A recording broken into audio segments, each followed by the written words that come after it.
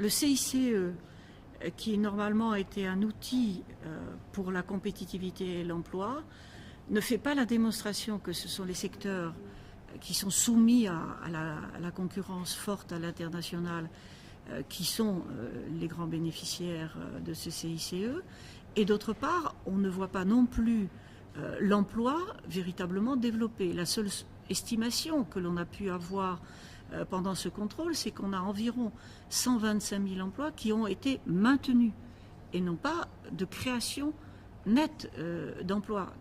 On voit bien que la cible qui avait été définie par les parlementaires en termes au moment de la création n'est pas atteinte.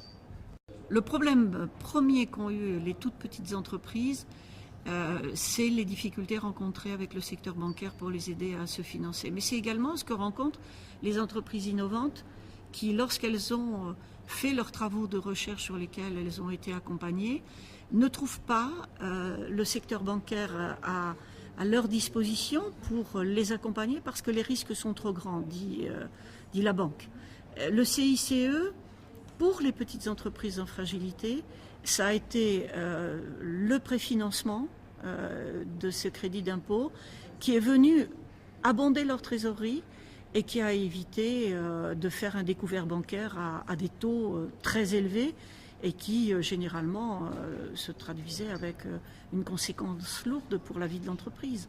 Donc c'était pas ça normalement le rôle du CICE. C'est pour ça que nous préconisons que des outils publics appuyés sur BPI puissent se mettre en place plus proche des activités des entreprises, y compris qu'elles participent au préfinancement peut-être des possibilités, des soutiens des collectivités, des soutiens venant de l'Europe, etc., qui donneraient véritablement l'outil dynamique permettant de se sortir de cette difficulté.